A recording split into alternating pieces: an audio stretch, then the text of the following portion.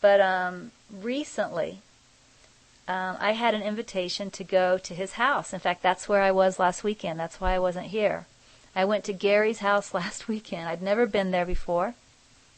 And I told myself going there that the time of trying to impress Gary was over. I was not going there to gain Gary's approval, that I would go there and I would be completely authentic in every way. And if he liked me, great. But if he, disapproved of me like he seemed to when I was 30, that was fine. And the funny thing is, I noticed a couple times while I was there, I did say something in hopes of his approval anyway. It was like an old habit. And I would catch myself and immediately shift back into being authentic, right? But, so why did I tell that story? Well, obviously that's what this message is about, is how we act. And we may not be fully aware of it if we aren't paying attention to it. I was aware of my temptation to say certain things to Gary. Like I said, a couple times I did slip and do it just to get his approval.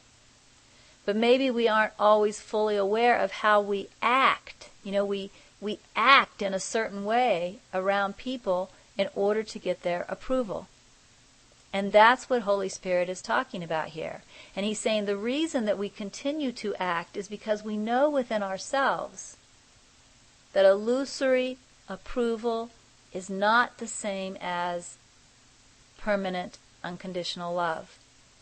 And so once we start singing and dancing for the man, right, for Gary in my story, once I start singing and dancing to get Gary's approval, I have to keep right on singing and dancing. Because if I stop, I might lose that approval. Teddy's laughing. Right. So, he says he's no song and dance fan. But you know what, Teddy? People sing and dance for you, and I know you know that. People sing and dance for Teddy. They want Teddy's approval. For some reason. I don't know what it is. I know. But they do it, Teddy.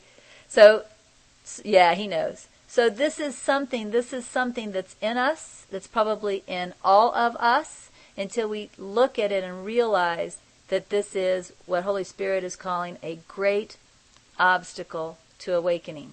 I'm sure some people sing and dance, in fact I know they do, for my approval too, right? I know they do.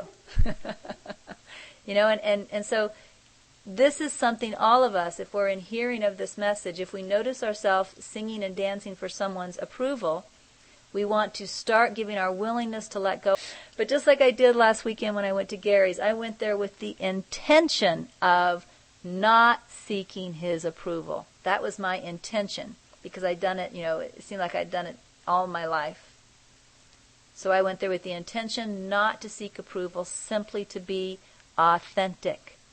And when we choose to be authentic and let people approve of us or not approve of us as they choose, we are literally removing this obstacle to true love, which is what we seek because it's permanent. The realization of true love, which is always present but only blocked by the obstacles we put in front of it, such as desiring approval of others. In the next paragraph, Holy Spirit says, "Now that I have painted this picture for you, and you are looking at it honestly with me, I'd like to talk about what you are doing to yourself. It is important that you see this as an obstacle to your true happiness. If you do not see this as an obstacle, you will not let it go." Did you guys hear that? If you do not see this as an obstacle, you will not let it go, because you believe illusory approval is love, and you know love is the only means of happiness.